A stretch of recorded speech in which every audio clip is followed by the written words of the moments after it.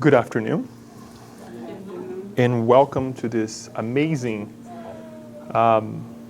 session 6 of this encounter that we have scheduled ourselves and we have committed ourselves to put forth the studies of the book Plenitude by Joanna de Angelis.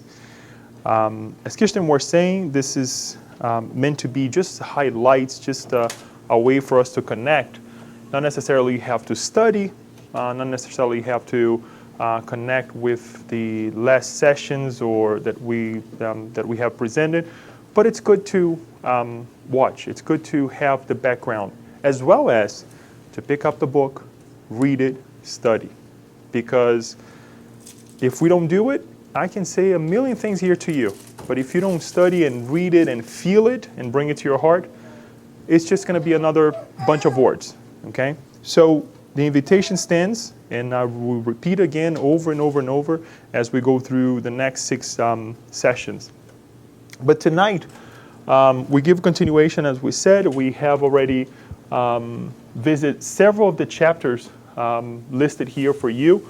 From 1 to 7, suffering, an analysis of suffering, the origins of suffering, the end of suffering, approaches to end suffering, altruism, causes of suffering, and tonight we will visit pathways to health.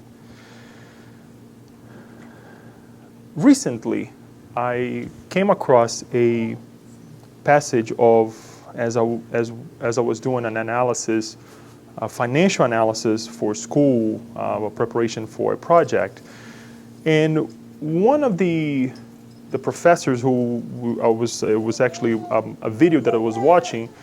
He said something really interesting, that if we are following of what others are doing, we have to ask ourselves, is that right?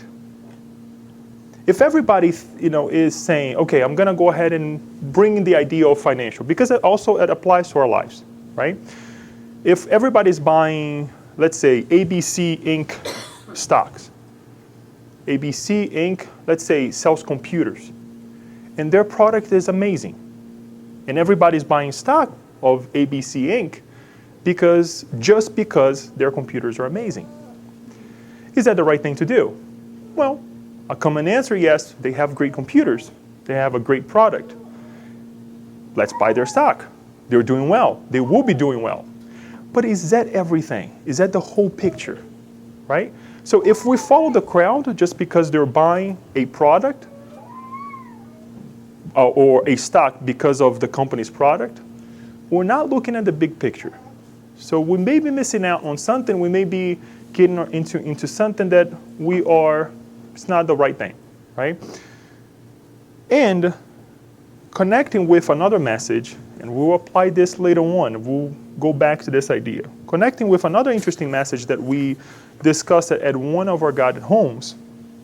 In this amazing book, Living Spring, by Emmanuel, the author says the following. This is the title. Go beyond what others do. Go beyond what others do. And the message, I'm not going to read the whole thing. The message is based on this simple verse from Matthew chapter 5, verse 46. Do not tax collectors do the same? And the message goes by, tax collectors at the time, right? The publicans, they respect the law.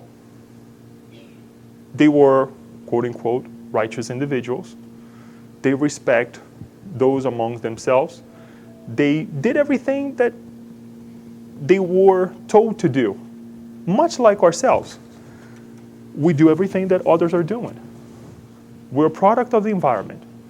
And I'm not afraid to say it, because there are a lot of things that I need to change. And I think this message tonight will come and help us and say, wait a minute, everybody's doing this. Everybody's buying this stock. But what can I do better? Or how can I do this better? The quote-unquote politics, these individuals, that individual, my group of people that I live, my family, my co-workers. And again, I'm applying this to myself as well, because when I read this chapter and I study, it really makes us think. To take our life to the next step, to diminish because we're not going to be able to change what we have done in the past. The consequences of what we have done in the past, we're not going to be able to stop them because they just keep rolling. As much as whatever I do today, the consequences are positive consequences because the acts of today, the consequences of the acts of today will be positive because the acts of today are a little bit more positive. So what does this have to do with pathways to health? Let's see. Juana de Angelis starts the chapter this way. Due to the individual's incomplete moral development, suffering is the road to spiritual redemption. We already saw this, and she keeps going back. By the way, this chapter is a little bit more on a positive note. We're not going to talk too much directly about the suffering as we have studied, but she makes the reference back to it. Look, if we want to live a better life, we need to change. And she gives 8 tips, amazing tips, that we're going to get there.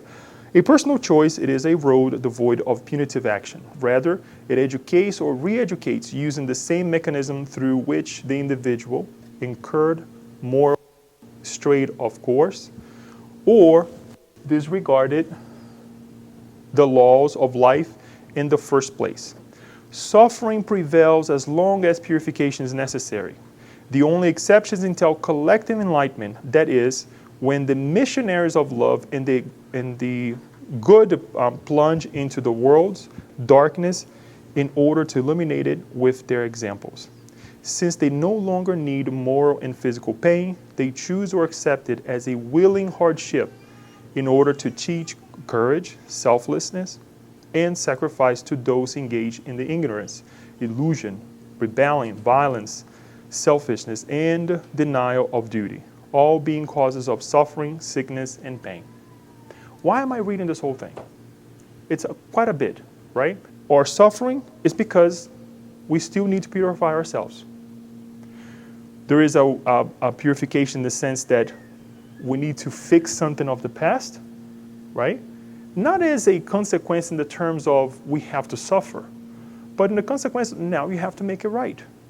If I go to anybody's house here and make a mess in the kitchen, what will guys expect me to do? Clean after myself. The kitchen may be a mess, but if somebody else goes in there and makes a different mess, that's my mess. I have to clean it. It's just an example. Imagine this in our lives. If we do something wrong, we have to go back and clean it. The same way is that it's the only way that we will be able to repair the life of others. There is a way for us to redo it, so we learn it, and there is a way also to make amends to that situation that you create in someone else's life. Now, why do missionaries come back and deal with the mess and when they don't have to? Number one, they have mastered what we're going to talk about tonight. So they don't feel suffering. They don't see the hardships of life the way we see it. Because even though they're immersed in the situation, in the mess of the kitchen, in the mess of, let's say, a workplace sometimes when we feel that, oh my God, what am I going to do? Right? Let's just I don't want anybody to suffer here or start to suffer, but let's think of a situation that is very detrimental to us. A mentor comes and they look at it and say, calm, let's be calm. We see examples through the many books they have mastered. As long as people are not persuaded to seek balance, that is, the optimal homeostasis between the psyche and the physical body, they will remain entangled in all kinds of suffering. Suffering is a warning indicating a deviation from the path of harmony and appears in the form of compromised, blocked, or unbalanced energy, promoting the onset of all kinds of diseases, misfortune, and woes. I remember very clear, we had a talk with Dr. It's Kirsten or Yask or Daniel, who I believe you guys were there, at Bruscombe. He was what's the name of the doctor that we had a talk with? And he was,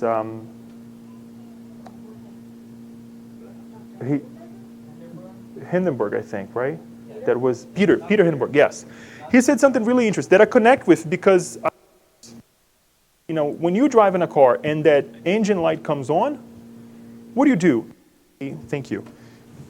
You take a black strip or something, or you put a marker and you kind of like go in there and avoid some way to avoid that light. No, you stop and you take the car to the shop, right? And he was referring to the stuff that we buy, the remedies that we buy, the whatever we go, what is prescribed to us, and we see that black tape around the medicine and whatnot. But the sufferings of our lives is just the car engine that is coming up, and we need to stop and think, okay, what am I doing wrong? Or what have I done wrong? Because we're still doing a lot of errors. A lot of stuff that we're going through right now, it's not that we are facing the past yet. More consequences of the current ideals that we have, right? So we have to rethink about that. Oh, I'm rescuing something from the past. Well, think twice. Perhaps you're still, dealing with today's stuff. And one day we'll be able to move on. But the idea again is that if you see that red light or the suffering coming up, we have to do something. We have to change. Take yourself to the shop of analyzing yourself, thinking, and we'll see one of the ways that we can do this at the end, and rethink, recharge yourself, because that suffering may be an enlightening path for you that you're going through. So I would like to move on a little bit more now and say benevolence towards everyone, indulgence towards the imperfection of others, and forgiveness for offenses is the true meaning of the word charity as Jesus understood it. I know we have seen it, but bring again. This is exactly what Joanna the Angel brings to us in reference to what charity is and what charity does for us. It's interesting, right? Because we think that I have to do charity to become a better person. But by doing charity, what happens to me? What is my environment like when I'm being charitable? We don't think much about that, right? But also, on top of that, to do charity, you have to reach a certain state of mind, heart, the environment, right? Everything, just for us to be here tonight, we had to get ourselves together, change, do all kinds of things to get here. So there is a preparation for charity as well. So when we do charity, for charity, love, in its highest expression, to be authentic, it requires the illumination of those who practice, affording them at the same time a constant refinement of purposes that lead to self-denial and victory over the primitive dominant tendencies. Centuries ago, Buddha recommended an eightfold path for salvation. These 8 steps are indispensable for enlightenment through love and plenitude through happiness. I'll take a step back. And Joanna the Angel is as we have mentioned, is studying the Buddhist ideals along with the Christ thought, the Christ willingness to bring us into a better state of life, to plenitude, right? And bring Spiritism along with the messages to say this is what we need to be, or this is what we need to do in order for us to be better individuals. So she brings Christ, saying, here's an example, that for him to do what he did, he had to get into the state of mind, of heart, with higher minds. And the same, we'll see that as we do it, we connect with higher minds. And she brings Buddha with these 8 beautiful examples over here of life. Believing rightly, wanting rightly, talking rightly, operating rightly, living rightly, correct effort, thinking rightly, and meditating rightly. Take a look at it. Have you mastered any of these? Have you thought about really diving to these ideals and saying, okay, I'm going to work on this? Some scholars, they say that you can do one and kind of like, I shouldn't say disregard, but you can do better in one and still work on others. And some authors, they say they all work together. And I think this is also what Joanna Jelinek is bringing to us. The way she brings the 8 pathways, they work together. There's no way that you can believe rightly and you want in a different way. They have to go hand in hand. Our perception about life will change. And our perception about these ways or steps to become a better individuals will change. But you have to do the right thing.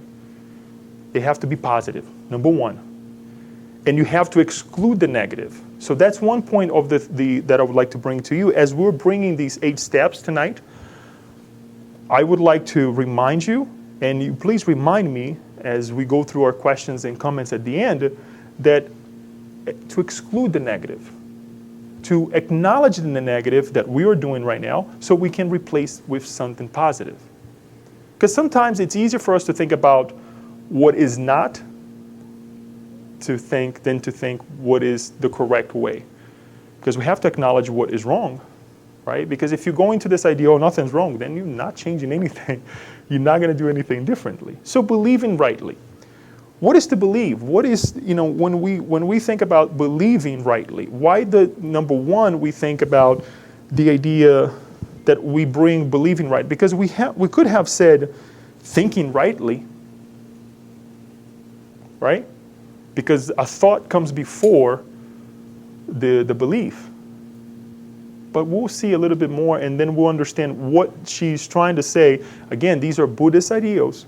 So it's not Joanna de Angelis bringing this to us. She's taking these teachings from a much older religion and showing to us that is the teachings, God's teachings, is everywhere. Believing rightly. Human beings always believe, even in that which they deny. It's kind of contradicting, but it is true. When the children, when they deny that there's the evil, but they believe that there is something in the closet. They believe, and we do too. We have the monsters in the closet that sometimes we don't want to deal with it, but there's a belief that there is something there. We deny it. Their very act of denying is a form of believing, which they defend with enthusiasm and vigor. Denial, therefore, is a type of affirmation that demonstrates a natural or rational belief concerning their conviction. Once more, why do we bring this and not other parts of the book? Because it's important that we bring this foundation, which is the first part, the first verse of when she's talking about believing rightly. Because we believe. There is no way for any of us to argue, oh, I don't believe in this, I don't believe in this. You believe in something. And just the idea of believing something, then you can change that focus or that ideal, that energy, whatever it is that you want to call it, and believe in something right, and believing rightly. Believing rightly, however, means directing the thought in a positive, uplifting way, anchoring in sound purposes conducive to the successful achievement of the principles one believes in. This is a stimulating belief that lends beauty to life's mechanism and sets it in motion, deeply altering one's behavior for the better and proposing a life based on the power of faith. And then we go back and we rescue a passage, an amazing passage of the Gospel according to Spiritism on chapter 19, saying that faith, the mother of all hope and charity. In verse 11, we'll see that in order to be profitable, faith must be active. It must not grow numb. Mother of all virtues that lead to God, it must watch carefully over the development of the children it generates. So without faith, there is no other virtue. Because from there springs everything else. Develop everything else. We have talked about faith before. We have mentioned simple ways for us to develop this or to organize our thoughts in a way that we evolve a little bit better in this idea of believing or being faithful. That if you get up in the morning and you don't have the faith that the day will be positive, we're not going to go anywhere. Why did we get up and we had the faith that the presenter tonight was going to present something positive. And this is when we bring the rational. I know you guys are looking at me like, you putting yourself in this spot. But at least we know that we're going to come to this place that will be an organization, right? That will be a coherent environment between ourselves, talking about something positive, that whether the presenter does a good job or not, we know that we're going to be in a safe and secure environment. I'm just bringing some rationals for us, right? So why not applying this in our lives? Why let our belief, why let our faith straight into something that, okay, I don't know what's going to happen. Oh, you do know. If God takes care of, and we'll see this passage here, Joanna Jones brings to us, if God helps the animals, right? Why wouldn't God help us? Yes, we may argue too that, well, we make choices. We have free will. We have this, we have that. But ultimately, if we don't have this guidance, we wouldn't be here today. So let us think of how we are believing, how faithful we are towards our endeavors, towards ourselves. And let us stop putting or charging people with our failures because we don't believe rightly, because we don't have this eager to change our environment. And she always brings Jesus and many others as an example as well when she brings these 8 pathways to health. And remember, it's almost, I would say, 99% of chance that you will be able to do one thing and not do the other. They all work together. Wanting rightly, the second one. What do you want of life? When I was reading this, it's like, what do I want from life? What is she talking about? I believe, check that off. But believing in what and what do I want to get out of life? Consequently, to give to life as well, in general. Ask that question. What do I want from life? It's very easy for us to respond to, I want to buy this, I want to receive this, I want health, but for what? What's the purpose behind? What do I want this for? And what kind of foundation do I have to back up this, let's call it need, or be more direct, the want, what I want, right? Believing rightly leads to wanting rightly. One of the causes of human suffering is wanting wrongly, true to the illusion of immediate and delusional pleasure, which chooses the expendable in detriment of the essential, the temporary rather than the permanent. And to get it, people act out their negative tendencies, compromising themselves morally and spiritually. Bringing the point of being materialistic way more than we are spiritualist. And it's not the sense of, I'm going to sit and I'm not going to eat this anymore. I'm not going to do this anymore. I'm going to exclude myself from, the craziness of the world. Well, that may be a way, and I respect. But how frugal are we? How helpful are we with ourselves that we limit ourselves on our day-to-day endeavors, on what we want? And truly say, okay, is this really what I want, or is this what I need? Because she's explaining, and she have mentioned that a lot of our sufferings coming from us going overboard. We'll have our dinner tonight. If we eat too much, you will have an indigestion. Right? Limit yourself. Let us limit ourselves. Because we did not come here for that. Wanting rightly proposes methods compatible with the goals of one's belief. Once more, they go hand in hand. Incorrect means are not justifiable for noble purposes because they denigrate ideals which must remain pure. Without the use of corresponding means, achievements lose their otherwise praiseworthy quality. So if I believe that I will have having a foolish life and I'll leave it up to you to interpret what foolish means. We all have our ways to interpret. How can I want the right things for me and for others? And what kind of consequences will I receive believing that way in a life that will follow such a path? I will want a lot of things, but they won't be of good use to me or to others. We also bring another passage of the Gospel according to Spiritism in chapter 17, verse 5. The door to perdition is wide because the evil passions are many, and the pathway to evil is frequented by most. The door to salvation is narrow because those who want to go through it must make a great effort to control themselves in order to overcome their evil tendencies, and few resign themselves to do so. It is the complement to the maxim, many are called, but few are chosen. Choices, choices, choices. It's easy for us to want a mundane life and obtain it. And it's very hard for us to go through the narrow door, because we have to leave a lot behind. We have to avoid a lot of things that sometimes we want. We think that we need, but we're really going overboard. Moving on. Talking rightly. A question that I asked myself: what kind of conversations we have had throughout this week? What kind of conversation we had today? And I'm going to take a step back. What kind of thoughts you have?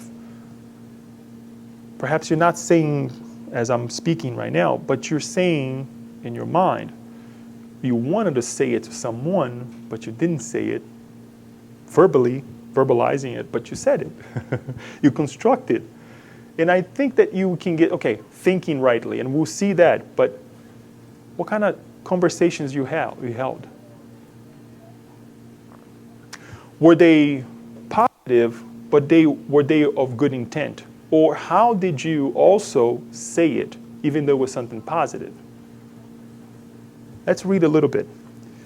When one believes and truly wants to believe rightly, one uses words that reflect that fact. And according to the gospel, such words manifest what the heart is filled with. An example. I love when the kids sometimes come to me and say, I can't do this. This is too hard. Why are you verbalizing it? We all know it's too hard. You're not telling me anything new. I know it's hard. We all know it's hard.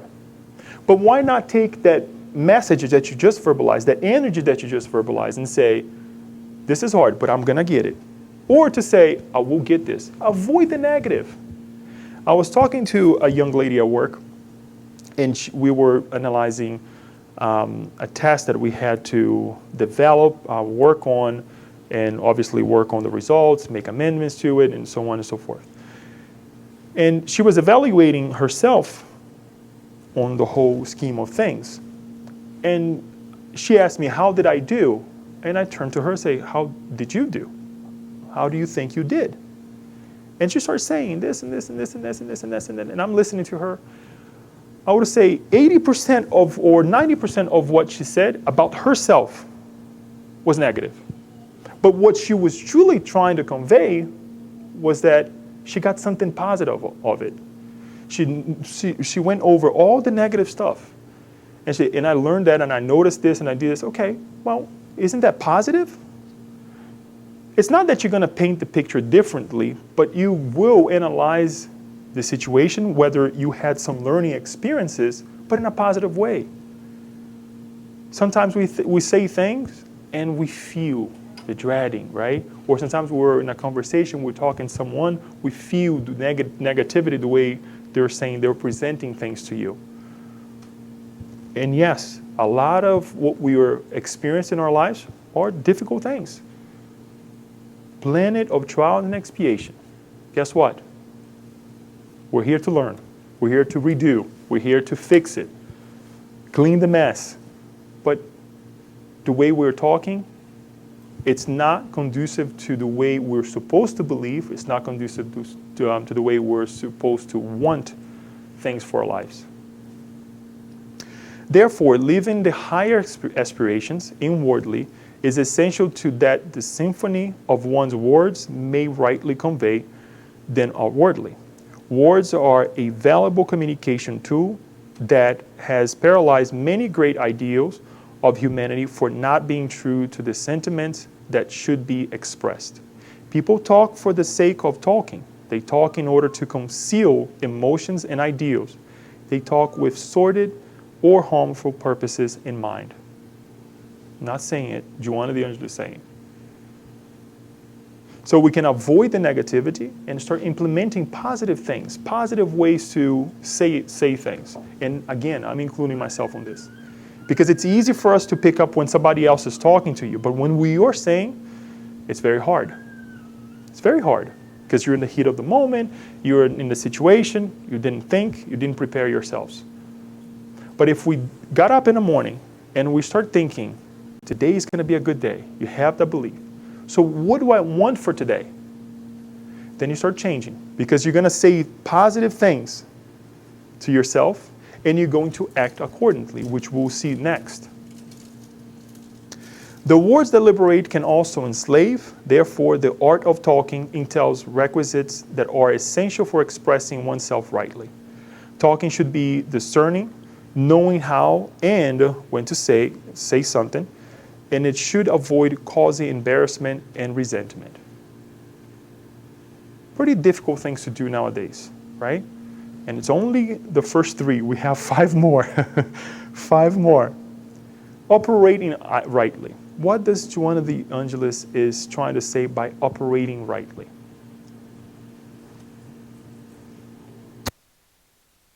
We want and we speak. Now it's time to do what? Act. Do it. Right? Because if you have the positive intent and you're verbalizing it, consequently, the actions will be positive. Because you can say, it's funny because you can sometimes say negative things and you catch yourself and you do something positive, or you correct yourself, but most likely if you say something positive, you will do something positive. Look how we are changing the mentality. Look how we are changing the course of life. And it may be something small, as Joanna D'Angelo also brings in this chapter, that the changes of life happens very small. And it should happen small if we want to get to higher endeavors. But chances are, if you believe rightly, you want the best life for yourself and for others, and you speak accordingly, you will operate in the same manner. Rightness is necessary at every step of human life. A tranquil heart is the result of right conduct and, consequently, a fundamental factor for a peaceful conscience. The world has always progressed thanks to those who act uprightly. Past examples of their dedication to worldly causes have become the basis for the enhancements of life and other people. And we encompass other people as well. It's not just for myself, because as we act accordingly, act in a positive way, we'll be changing other lives as well. Conscious of the responsibility, they did not fear persecution, harsh struggles, sacrifices, and even death when necessary, if it meant that their ideal would remain pure. They knew that the death of the body cannot destroy a grand idea, and that it is in the blood of the martyr that the seed of truth germinates in order to sprout and grow at a later time, producing a blessing of blossom and fruit. And we can sit here all day and give great examples. But one of the things that I wanted to discuss with you as well tonight is the fact of the small things that we do in life. The mothers, the parents, the fathers as well, a colleague, a friend who extended hand, who does something right in their lives that affects you. Even though they take themselves out of their ways, even though they do something that you look at and say, why did that person do that?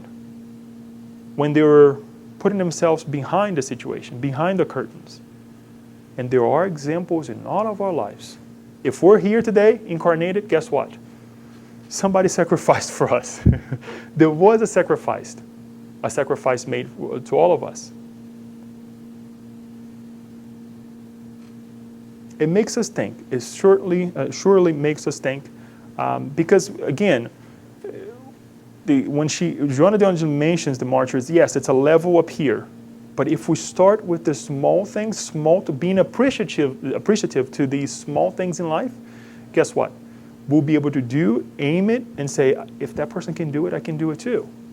If I can do it, you all can do it. Operating rightly is a real challenge when living among sickly individuals and in an unjust society. I couldn't agree anymore. Something else that I usually talk to the kids about it. Why you're sick? They're sneezing, they're coughing. Why you're sick? Well, everybody's sick in school. Well, everybody, but you're not everybody. And I know that we are exposed to the elements. We have a physical body. We get, sometimes, with friends and all, and we get sick. But why do I have to get sick? Why do I allow myself? Why do I dispose of my energy, allowing myself to get sick? In this case here, why do I look at the wrong things and I believe that I have to do the same? And why not take that energy and say, well, everybody's doing. Remember the message at the beginning. Everybody's doing it, but I don't have to do it. I don't have to do it. I can choose better, or I can choose differently. I'm going to try something different because guess what? That is not winning anymore. Perhaps it was something of the past, but not anymore.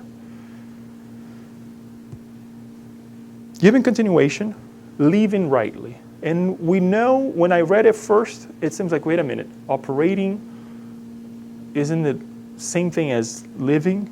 It's a different way of thinking in terms of being positive in our lives. Those who act rightly live rightly. Their today depicts their previous actions, and their tomorrow will be the result of their present ones. A consequence. They do not hide in error. They do not get overexcited or depressed. Stop over here. Operating is one thing, because we know that perhaps the law may say A, and you acting according to law, but what can you do better, right? What can you do better? Now, let us think in terms of your life in general now. What are you doing with your life?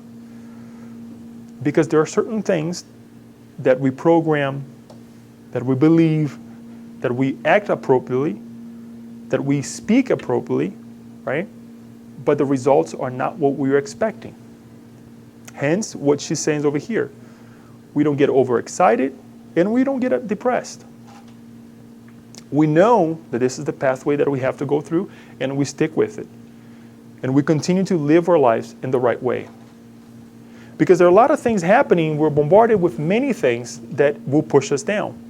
We'll say the contrary, or you're wrong, or this is not the right way, and we let our guards down. Gandhi put forth racial equality and equal rights and duties. However, for his ideals to be truly respected, he lived accordingly, working at the loom and welcoming pariahs at his ashram, granting them the same consideration as any other person. This is another spin that Joanna de Angeli brings to this idea of living rightly, right? We come to the center, we study all these things. We go to the church, we know the laws, but are we truly acting accordingly? Are we walking, in that sense, the talk, right? I think, I can't remember now the speaker that I came across this week as well on YouTube, Facebook, and that was talking about the things that we share perhaps in social media, the things that we actually talk to one another, the way we treat one another, the way we treat people on the street as well, isn't in accordance to what we learn with Spiritism.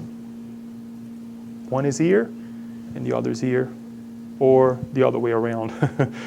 The teachings are up here and we're acting a completely different way. And we want the world to change as well. We emphasize that it must change.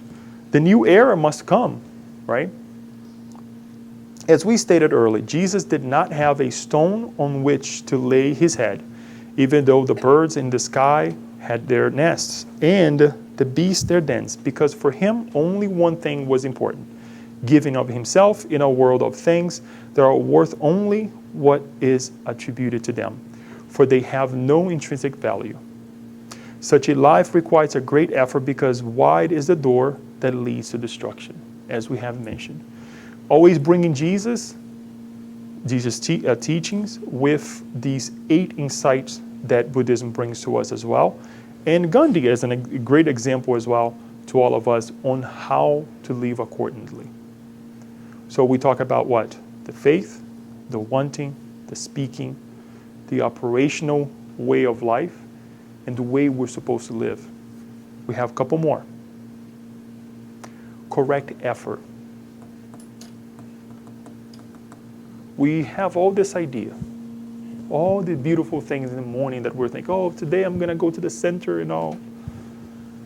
We have to put effort, right? It's interesting when people sometimes they ask, how are you doing? And I usually like to joke, if I complain, nobody's going to listen, and I can take that energy and apply it into something positive, right? Think of this way. We put effort for a lot of things. Everything in life requires effort. Even to sit on a couch and do nothing, it requires effort. Because to the point that you cannot do that anymore, and you have to be active, you have to be doing something. If you worry about things in your life and you can't sit on the couch anymore, that already tells you that that effort that we used to spend sitting on the couch is not worth it anymore. So why put the effort to complain? Why put the effort to do things in our lives that are negative, that is not connected to what the other points that we have seen? What kind of effort we're putting forth?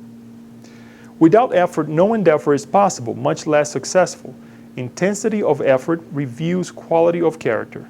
Without disciplining strength by exertion, effort vanishes and aspirations die. So we can have everything laid out, but if we don't put our effort into it, it's not going to happen. About, when was it, Kirsten, that Sarah was talking about went to do a talk in New York 3-4 weeks ago, I think, more or less. And it was beautiful watching the kids and the effort that they put onto suicide prevention. And one of the things that I got from the pieces and bits that, because I was actually studying as well on that day, from the talks, is the effort that sometimes we don't put forth to continue. Because sometimes we like to start projects, we like to start things in our lives, but to give continuation is the hardest part ever. You start something with somebody, and then in the middle of the way, you abandon. Oh, it's too hard for me. Oh, I don't like this anymore. It got old. Well, it got old. I get it. But did you train somebody to continue that work? Because the same way you were developed to do that work, you can develop someone else, and someone else will be able to benefit from, or to learn from it. And we see also great people that they start something, they continue for the rest of their lives. They discarnate and they continue overseeing it, the work of it, right? As a justification for not making an effort, it is often said that it is not possible to maintain the optimal level of one's ideals. However, the practice of bad habits occurs through efforts naturally incorporated into everyday life. Taking a negative example here, to rob a bank. There's effort, not only of one person, usually a lot of individuals, right? To do something wrong, it takes a lot of effort. Effort that many of us, and I'll exclude the fear of the law, we wouldn't put forth. We wouldn't even think about, oh, if I do this, I'm going to go to jail. Or if I do this, I'm going to be reprimanded. Or society. No, because of the effort. Now, I don't want to do this. I don't want to spend my energy doing this negative act. We're already there. Now, how do we take to the next level? Frequently, due to the pleasures of their addictions, individuals make enormous sacrifices and use every means conceivable to continue the enslaving sensations. However, if anyone suggests a change to long-term fulfillment, they refuse to make the effort because they are comfortable as is, even if it is ruining their lives. Which one of the Angelus words? In a well-directed effort, one's energies are reinvigorated and one's motivations, since they are of higher nature, attract new endeavors that suppress one's limitations and the stress of suffering. Let's go back to what we said of what happens to us when we are being charitable. Any of these acts, any of these pathways, if you are engaging them, number one, you're being charitable to yourself and to others. And the return that you get out of it is much better. Let us connect with the investment. Perhaps we want a quick investment or return on our investment. A quick profit, thank you. Right? But let's take the shorter or much straighter door that perhaps will take a long time for you to get a return, a profit, but you know that profit will be there for sure. Being charitable is not that it's just going to make you great in terms of you showing to society that it's going to come back. The connections that we will make is much higher than the connections that we have right now. So it's a twofold thing there. The mind, fixed at a higher level, numbs the sensations of imbalances and infirmities and emulates the acquisition of harmony, which is achieved through rightly applied effort. It's all connected. It's all connected. So then we move on to the last two. Thinking rightly. How do you think rightly? What is to think rightly? Nobody ever told me that. Seriously, our parents, they teach us how to walk, not to touch certain things, but they tell you, don't think this way. Some of our parents, they might have, and we try to help one another as well as we go along. But our parents never said in a way, don't think this way, think that way. Or it was more oppressive in terms of don't do this. What about do this way? Adopt a new way. It's not a problem, it's a challenge.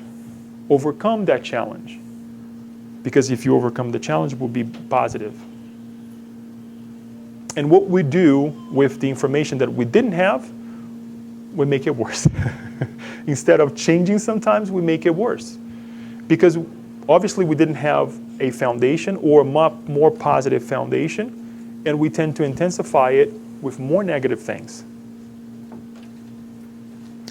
What is cultivated in one's thinking spills over into the objective realm and becomes an existential element in one's behavior. It's a product. You're thinking, you live in that way, guess what? It becomes a product. Consequently, there will be consequences. You can't run from it. You can't run from it. And again, I go back to the principle because the ideal here tonight is to be positive.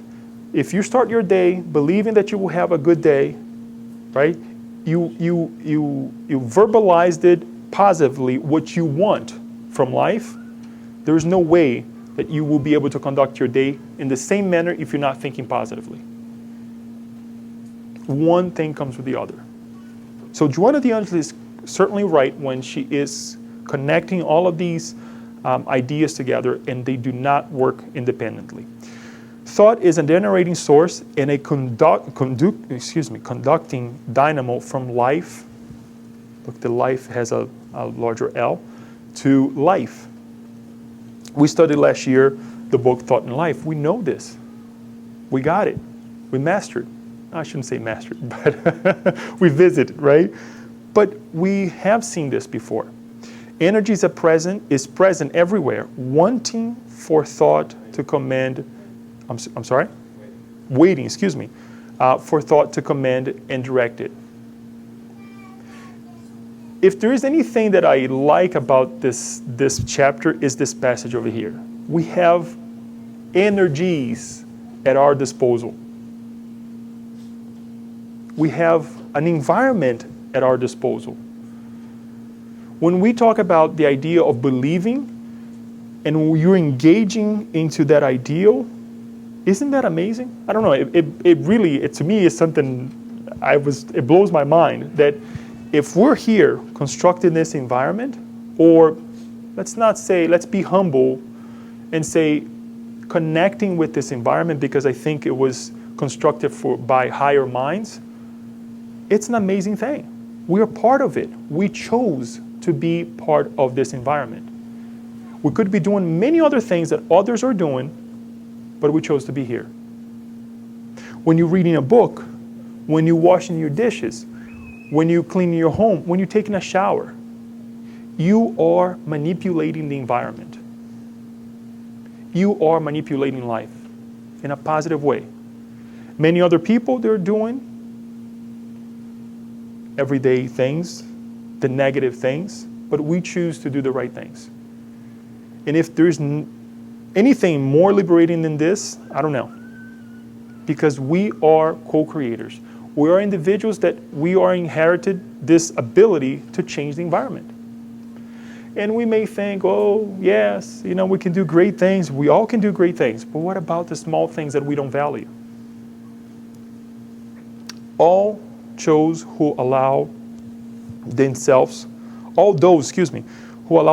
to be led by pessimism and depression, create morbid states, and get caught in the webs of entirely avoiding pain. By a process of natural affinity, they tune into illnesses and open gaps in their immunity for the onset of afflicting ailments and disorders. The constant bombardment against the delicate mechanism of the emotions and the physical body ends up disrupting their harmony, thereby producing imbalances that facilitate the entry of degenerative agents. Devoid yourself of positive things, and you will see what will happen to you. If you have a meal after a tough discussion, guess what? You're not going to feel well afterwards. If you have an argument before you go to bed, guess what? It's going to take a little longer for you to go to bed and sleep. And if you sleep, you're going to be waking up every 5 minutes, right? So why do we allow ourselves to engage with these negative things? John of the Angeles bring another that we're not going to bring here directly, another point to this passage, which is what Spiritism brings to us. When we think positively, what we do, as she's saying here, when we think negatively, it hurts us. But when we think positively as well, we connect with higher minds. She says in a negative way, and I'm bringing the positive now, because if you're thinking negatively, you're going to connect with spirits, incarnated one and discarnated ones, that are thinking negatively. However, the opposite is true. If we think positively, if we think rightly, guess what? We will connect with minds that are thinking alike. And I can blame, yes, there are a lot of obsessors, there are a lot of, because we have our friends from the past that we didn't do right? They're with us. We can all acknowledge. But what am I doing with it now? What kind of effort am I putting to this idea of thinking rightly, despite the fact that everything is negative around me? To finalize, meditating rightly. And it's unfortunate that Paula is not here with us tonight. She actually sent me an email very nicely, saying, I'm sorry, I'm not going to be with you guys tonight, but I wanted her to be here because she would help with this idea here. She always brings this amazing reminder that we need to meditate more. And it is true. Once more, I'm not 100% on this. And when I read it, at first I was like, wow, I need to stop more. Have a moment. Really dive into ourselves. As we were talking about the thinking rightly, in the book Action and Reaction, the book Action and Reaction came to mind, where right at the beginning of the opening chapters, we were reminded by Andrea Louise on how the spirits were projecting their beliefs and their negativity as well on the walls, on what was happening to them, on what they had inside of them. And we do this day in and day out, right? And it would be very scary to think or to even sometimes acknowledge that that happens to us if it were to be stamped on the walls of our homes, of our environments, right? The way we think, or the negative things that we carry inside of us, the scares that we have inside of us that we don't care to get rid of. Number one, because we don't know how, and number two, because we're too entangled into it, right? So how do we do it? Stop and meditate. It's that simple. Do we have to sit in a lotus position? Do we have to do what others are doing? Well, it would be appropriate, right? Because the physical body impacts us so much, really have a toll on us, that if we don't stop and truly relax, it's going to be hard for us to stop and relax our minds, relax our hearts. So it's recommendable, 100% recommendable, that we truly get some kind of teaching, get some kind of help. Joana de Angelis have, in Portuguese and English as well, CDs and other ways for us to follow so that we can meditate. But meditation is the only way that we will be able to get rid of the negative things of the past, or what we have created in this life. Because you have to replace the negative thoughts with positive ones. And it has to be repetitive. I used to question when individuals from our brothers and sisters from other religions, how they use the mantras, the prayers, the repetitive prayers. And I used to, is that necessary? And for quite some time, I had that inside of me, and I was like, okay, one day it will come to me. In the moment of despair, that's what keeps these individuals in the right path. And I start using it. Sometimes I have to say the same things over and over and over and over. So if that's what gets you there, guess what? Do it. Stop and do it. One of the other ways that I like to share as well, that I like to meditate, is by doing something physically. Seriously. It's hard to say that men can concentrate in several things, but I can do it to a certain point. To a certain point. So cleaning the house, or doing something, fixing something in the house, or cutting the grass, whatever that may be, that gets your mind going, that whatever you develop, skill that you develop is a second nature, that you can get your mind and start thinking about, why did I do that? Why am I upset with this thought, with this invitation? And I say invitation because sometimes people invite us to deal with certain things that we don't want to deal, right? And we get upset. So what really pulls my chain, right? All those questions we can do as we're meditating.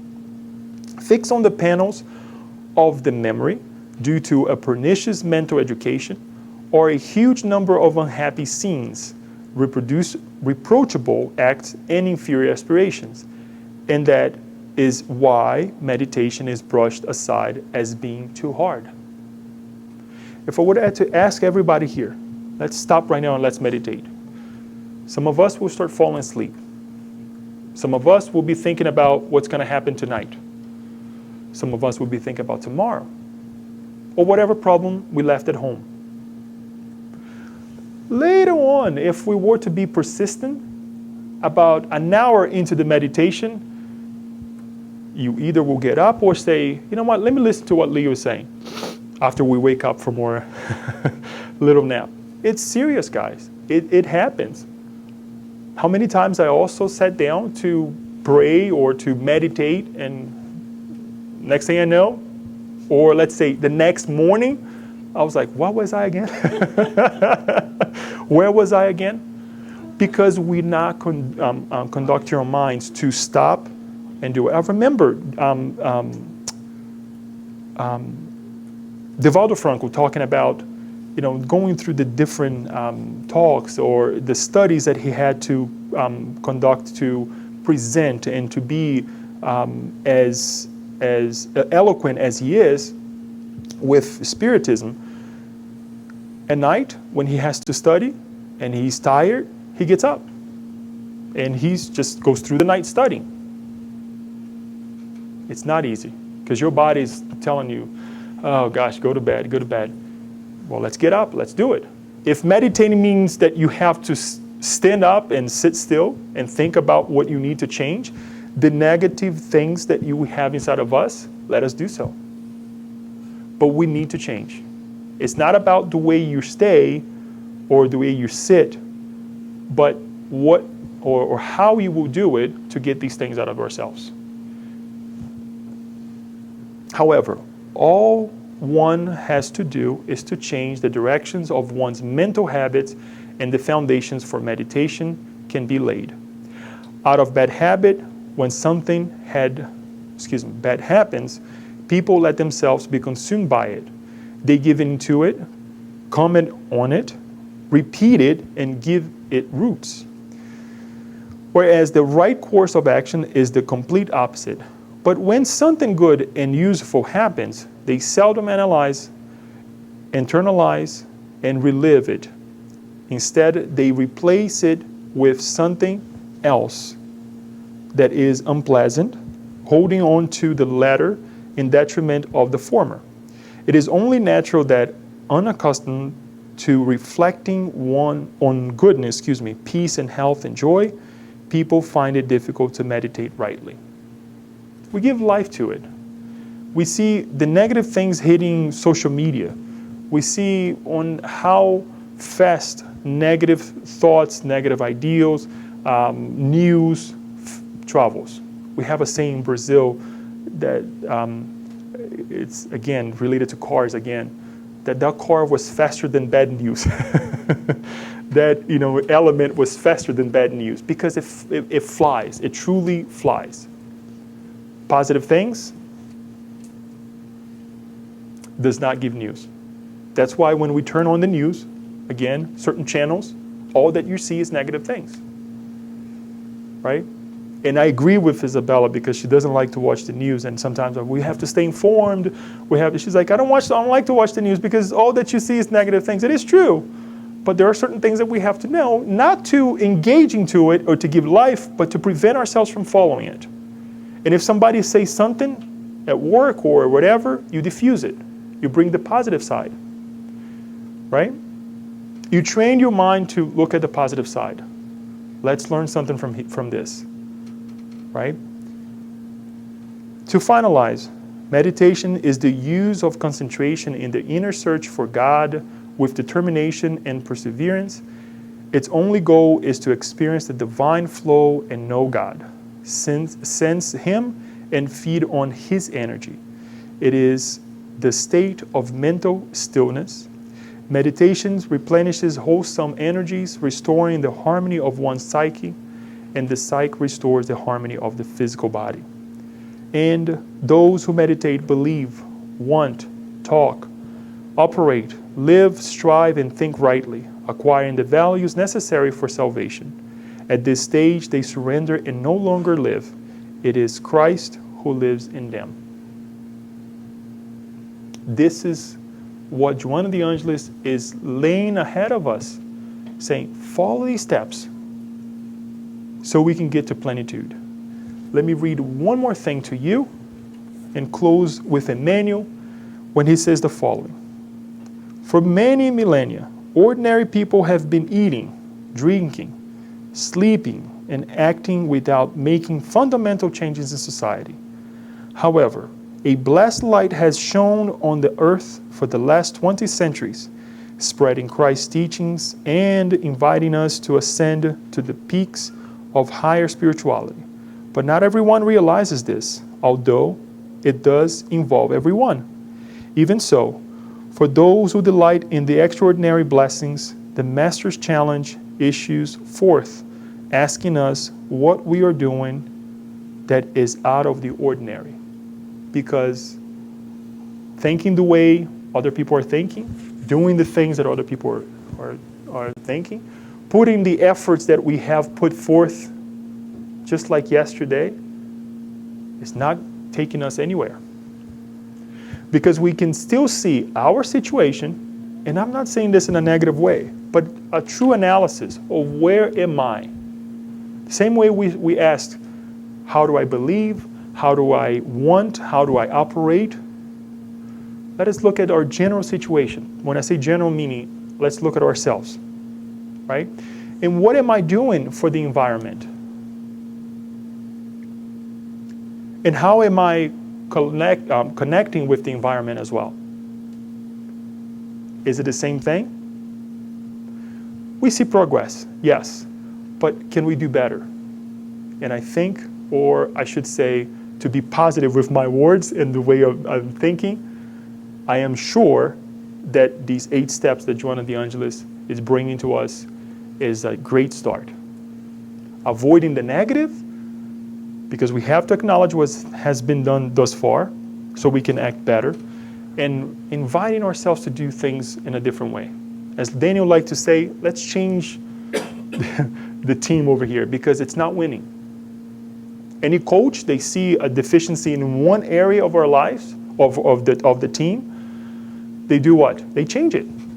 Let's kind of rotate things a little bit more. Let's try this different approach. And we should do the same thing. Starting with small, different, in different areas. On that note, I'd like to open up for questions, comments that you may have.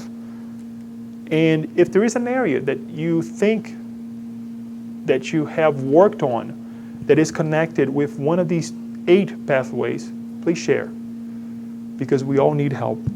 Daniel, am I on the right one, A2?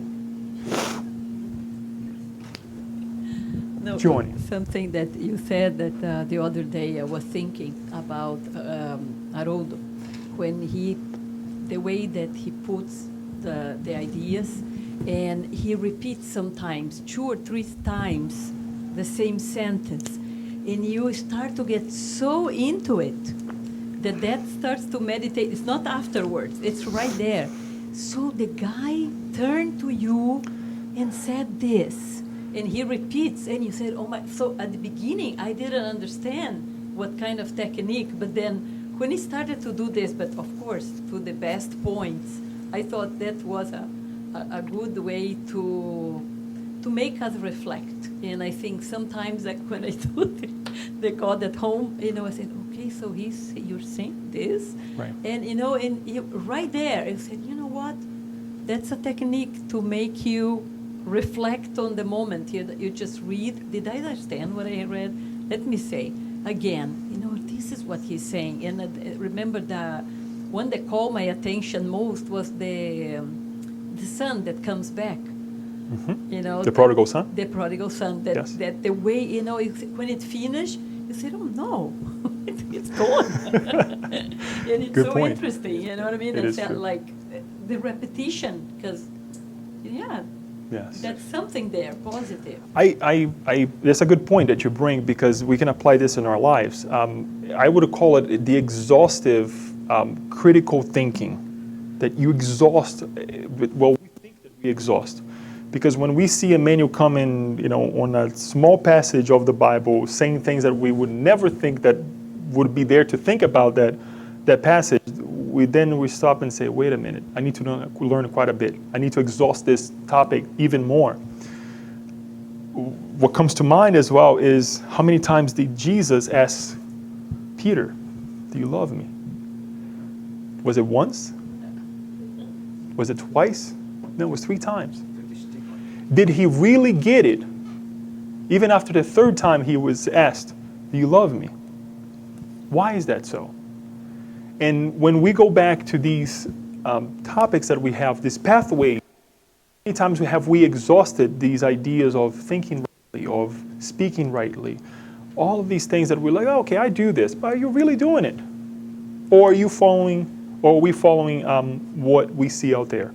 So, good point. It's definitely a way, as again, we have and esteem Haroldo, the way he brings these messages to us. It's when he can connect and bring our understanding to the level of Emmanuel is just amazing, because he's a really hard study of a student of Emmanuel's teaching. So definitely is a positive way. Plus Anyone? the faces.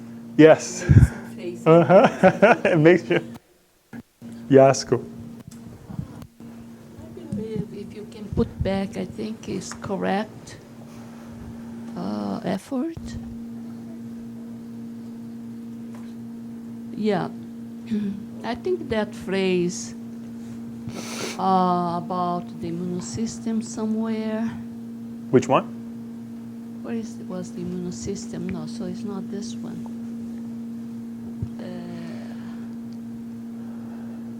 No, it was more to the end. Towards the end? No, next. Let me see. Oops. Well, anyway, that she says the pessimism, about the pessimism, and that's Right. one. Yeah. Oh, all chosen, okay. All those, okay. I think she's very, very, very tough on that, because actually, yes, it's not only this mental, imbalance that we have. Sometimes we are so anxious, sometimes we're depressed, that will change our immune system. Right. We tend to think. But I saw in the Facebook that many of those progressive degenerative disease, like MS, multiple sclerosis, ALS, it is a defect in the immune system. And we tend to blame environment, what we eating, what we are breathing. But no, I was thinking if is what we are thinking. Because she put exactly there in thinking rightly. So we know that depends on what we think, because thinking is a continuous process. We don't stop thinking. We keep thinking. And she says that here. So if we do that, imagine what change in the physiology, in the hormone, in this immune system we're making. Right. Because it's a continued burst, that we are doing there. So, and like Candace Pert has a book that is called Molecules of Emotion. So for each subtle difference in emotion, we have a different bucket Right. of molecules that will not only change the brain, but will change the immune system. Right. That Bring gives the us microphone down. that give us the protection. Right. So they're finding that is a little defect in some kind of T cells, which is part of the immune system, that is defective in the ALS patient. I wonder who put that defect. Yes. What is the cause of that burst? We know because they always have some crisis. Those immunodegenerative disease. Sometimes it gets worse. Comes, and the stress is one of the reason. Of course they say some allergen or whatever, but for sure stress and our state of mind, state of thinking, is doing this. So I think she's harsh there, but I think she's correct. Open the gaps in their immunity for the onset of afflicting ailments and disorders. Yes. Thank you. Great point, Yasko. And to complement on that is to get to this state that you were saying that's so detrimental, right? Or that the suffering is so harsh is because things got to or stage that the consequences are that. The simple is the product is that, right? The negativity, the hard. Did that start overnight? No. Little by little. Little by little. I start thinking today, oh, it's too hot outside. Or it's too cold, and then you engage another thought, and you engage another thought. And then you connect with something or somebody who is thinking the same way, right? And then you go to the doctor. And then. Because if we don't think about it, then we're going to blame who? Somebody else, or we're going to blame God. And what kind of God are we believing that will inflict this pain on me? So we have to go back and rescue, where did it start? On top of that, she says something that I didn't bring here because I believe everybody knows, but it's important to say. Of course, conventional therapies do help with the recovery of health and its relative maintenance. However, only the internal factors that account for emotional and social behavior can create the conditions that support a permanent state of well-being. Eradicating causes of pain or providing new compensatory ones if the former have not yet been eradicated, thus promoting a structural balance. And guess what? The suffering helps. If we're worried about something, if we're going a tough condition, guess what? We're not going to allow ourselves time to do other damaging ideals. Something else that I like to joke about it. Where is the most safest place not to spend money? Bringing back the financial life now. When you're at work. When you're being productive. Because if you're working, you're making money, right? You're taking your resources, your energy, your thought, your feelings, and you're working. Whereas if you sit at home, you're going to think about something, You're going to think that you need something. I know the ladies are, laughing now. But it's how are we directing? The joke stands for how are we directing our thoughts? How are we directing our energy? Because we have resources. We have energies waiting for us to manipulate. Not in a negative way. Let's not use manipulation in a negative way, but to conduct, right? To analyze. If I do this, this will be my profit, right? If I engage in this investment, this is what's going to happen. Propose to yourself so we can finalize and go on into our evening. Propose a better life to yourself. We have the right, we have the duty with ourselves, and then obviously with the environment and God, to propose something better for ourselves. Think as if you're going to live 100 more years, or as if we will discarnate tonight. One will tell us that our consequences, the consequences of our acts, will impact ourselves at 30 years from now. The same, on the other side, if we discarnate, if we don't change, we're going to be the same way. We're going to be living and facing the same struggles that we don't want to face right now. One is a positive, one is a negative. So we need to change if it's not bringing good fruits. Next time we meet, hopefully, we will be discussing the process of self-healing, because we gave pathways, and then Joanna DeAngelo is going to talk about what is the self-healing side of me that I need to put forth. What is it? And I'll invite you guys to think the process. What is the process of self-healing? Much like I would like also for you to think, and I can send you that list for all of you to think about the 8 pathways. Put in your refrigerator. It's funny, right? Because we put things on the refrigerator. Why? Let's not go there, right? But put in your bathroom. right? Sometimes when you're too worried about, oh, this wrinkle or this thing, you look at it and say, oh, there's something higher for me to think about, more elevated for me to think about it, right? That rejuvenates. Thank you. Or put it in your living room. And people, when they come to your house, they're going to say, operate rightly. Well, what is this? And then you should have a conversation about it, right? You're exercising. So I hope that we get as much as we can from this message that Joanna DeAngelo is bringing to us. I will repeat again, not only for us here, but for those following us online, to read the book and read the book.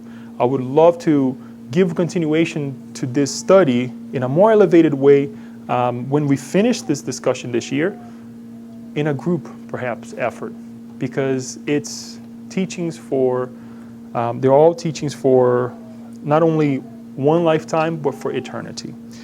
On that note, we would like to propose that tonight we do a meditation. Don't fall asleep, okay? Don't snore, right? Daniel, if you would like to keep the camera rolling, it's because if there are people following us now, or if people follow us in the future, they can also meditate and think about these things and truly propose to yourself change. Although we see negative topics when we're talking about this plenitude that we want so much, that Joanna DeAngelo is proposing to us, it's important that we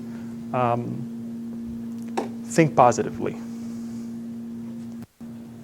If we can put the music on, this will serve as our passes tonight as well.